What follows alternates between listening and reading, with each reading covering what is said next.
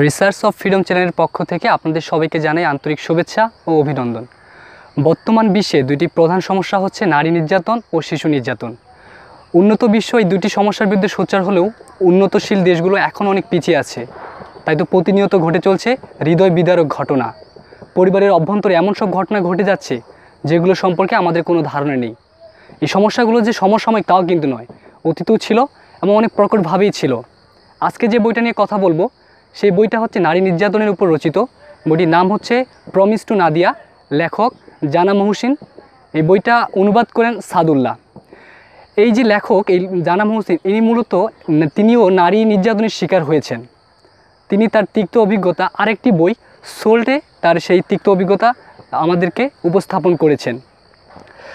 তার সাথে জানা মহসিনের সাথে তার বোন নাদিয়া মহসিনও সেই একই নির্যাতনের শিকার হয়েছিল। জানা মহসিন সেই জায়গা থেকে ফিরে আসতে পারলেও নাদিয়া মহসিন সেই জায়গায় থেকে গিয়েছিল এবং জানা মহসিন ফিরে আসার পর সে এবং তার মা মিলে 10 বছর নিরন্তর প্রচেষ্টা করেছিল নাদিয়া মহসিন এবং জানা মহসিনের ছেলে মার্কাসকে উদ্ধার করার জন্য। তাদের যে সেই সকল প্রচেষ্টা, নাদিয়া মহসিনকে উদ্ধারের যে প্রচেষ্টা এবং সোল্ট লেখার পরে জানা মহসিনকে অনেক রকম প্রশ্নের সম্মুখীন হতে হয়, সেই সব প্রশ্নের উত্তর তিনি প্রমিস টু নাদিয়া বইয়ে দেওয়ার চেষ্টা করেছেন। এই বইটা কয়েকটা অনুচ্ছেদে বিভক্ত। প্রথম যে অনুচ্ছেদটা আছে সেটা সোল্ট নিয়ে। ঘটনাটা ঘটেছিল 1980 সালের দিকে। নাদিয়া মহসিন এবং জানা মহসিন বাস করত ইংল্যান্ডের বার্মিংহাম শহরে। 1980 সালে তার বাবা তাকে তাদের দুই বোনকে ইয়েমেন ভ্রমণ করার নামে ইয়েমেনে নিয়ে যায়। সেখানে তাদেরকে তার বাবারই দুই বন্ধুর ছেলের সাথে বিয়ে দিয়ে দেয় টাকার বিনিময়ে। টাকার বিনিময়ে বিয়ে দেওয়ার পরে তাদের দুই বোনকে নিয়ে যাওয়া হয় মোকাবানা নামে এক পাহাড়ি অঞ্চলে, যে অঞ্চলগুলো ছিল বহির্বিশ্বের ম্যাপের বাইরে। সেখানে বহির্বিশ্বের কোনো তথ্য সেখানে যেত না। সেই জায়গায় মেয়েদেরকে স্ত্রী হিসেবে ধরা হতো না, ধরা হতো বাদী হিসেবে।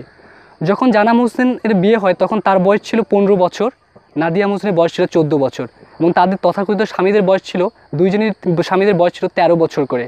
তাদের উপর অমানবিক নির্যাতন করা হতো। তাদেরকে সন্তান ধারণের যন্ত্র হিসেবে ব্যবহার করা হতো। তাদের একটা উদাহরণ দিলে পরিষ্কার হবে। নাদিয়া মহসিনের যখন সন্তান হয়, টিনা নামের এক মেয়ে, তার সন্তান হওয়া প্রসবের সময় সেই মেয়ে সাধারণের তুলনায় একটু বড় ছিল, যার কারণে প্রসবের সময় সে প্রসব পথে আটকে যায়। সে জায়গায় সেই অঞ্চলে সন্তান প্রসবের সময় গ্রামের যে ধাত্রী আছে তাদের দিয়ে সন্তান প্রসব করা হতো। তো তারা সেই প্রসবের সময় তারা খুর দিয়ে সেই প্রবেশ পথ কেটে সেই বাচ্চা বের করে। এর ফলে ডাক্তার পরবর্তীতে তাদের সন্তান উৎপাদনে করতে বাধা প্রদান করে, কিন্তু তাদের পরিবার, নাদিয়া মহসিনের পরিবার এবং তার স্বামী তাকে বারবার বাধ্য করে সন্তান জন্মদানের জন্য। অন্যদিকে যখন দুই বোনকে রেখে তার বাবা ফিরে আসে, জানা মহসিনের মা তার বাবাকে জিজ্ঞেস করেছিল, কিন্তু তার বাবা কোনো সদুত্তর দিতে পারেনি। সেই জন্য জানা মহসিনের মা বিভিন্ন মহলে যোগাযোগ করে।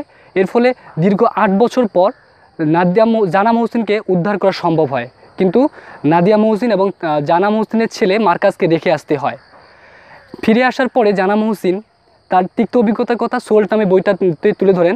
সেই বইটা সে সময় তাদের যে ফরাসি প্রকাশক আছে, সেই তার প্রকাশনী বইটা 2 মিলিয়ন কপির ঊর্ধ্বে বিক্রি হয় এবং 1992 সালে এই বইটি বেস্ট সেলিং হিসেবে খ্যাতি লাভ করে। এবং তাদের এই বই যে পরবর্তী প্রমিস টু নাদিয়া বই যে পরবর্তী অনুচ্ছেদগুলো আছে, লেখক সেখানে তাদের যে উদ্ধার কার্য যে পরিচালনা করেছিল সেই অভিজ্ঞতাগুলো তুলে ধরেছেন। সেই উদ্ধার কার্য পরিচালনা করার জন্য তারা বিভিন্ন টেলিভিশন প্রোগ্রামে, পত্রিকার সাক্ষাৎকার দিয়েছিল। তার মধ্যে একটা প্রোগ্রাম ছিল সাকারি। ফরাসি এই প্রোগ্রামটিতে লাখ লাখ দর্শক শ্রোতা ছিল। সেখানে তারা তাদের এই বিষয়টা উপস্থাপন করে তারা একটা জনমত তৈরি করেছিল এবং এর ফলে তাদের আন্দোলনটা একটা ভিন্ন মত ধারণ করে।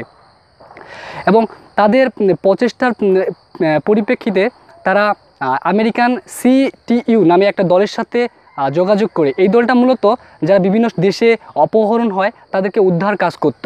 তারা তাদের সাথে যোগাযোগ করে, কিন্তু সেই দলটা তাদের সাথে প্রতারণা করে তাদের 1,84,000 পাউন্ড তারা আত্মসাৎ করে।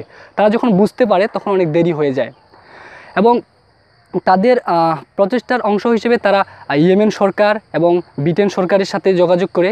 ইয়েমেন সরকার তাদেরকে বারবার মিথ্যা আশ্বাস দিয়ে গেছে, তাদেরকে প্রতারিত করেছে ব্রিটেনের কাছ থেকে যেরকম সহযোগিতা পাওয়ার কথা ছিল তারা সেই সহযোগিতা পাচ্ছিল না। জানা মোহসেন এক জায়গায় বলেছে তার নাম যদি কোনো ব্রিটেনের কোনো নাম হতো, তার চামড়া যদি সাদা হতো, তাহলে ব্রিটেন সরকার হয়তো 1 মাসে এমনকি 1 সপ্তাহে তাকে উদ্ধার করতে পারত। কিন্তু তারা সেই কাজটি করেনি। এই উদ্ধারের প্রচেষ্টা হিসেবে তারা ইয়েমেন গিয়েছিল, তার মা ইয়েমেন গিয়েছিল নাদিয়া মোহসেনের সাথে দেখা করতে, কিন্তু ইয়েমেন সরকার তাদেরকে বারবার চাপ দিচ্ছিল। একবার এমনকি জানা মোহসেনের মায়ের উপর প্রাণ নাশের চেষ্টা করেছিল। এবং পরিশেষে বলা যায় এই উপন্যাসটি হচ্ছে দুর্নীতি, প্রহসন, তদন্ত এবং প্রতারণার এক বিদারক কাহিনী। তারা তাদের যে অভিজ্ঞতা, তিক্ত অভিজ্ঞতা তুলে ধরেছেন। এবং 1995 সালে তার মা তার জীবনের যে দুর্বিষহ ঘটনাগুলো এবং তার বাস্তব যে অভিজ্ঞতাগুলো তারা আরেকটি বই লিখেছেন, উইদাউট মার্সি।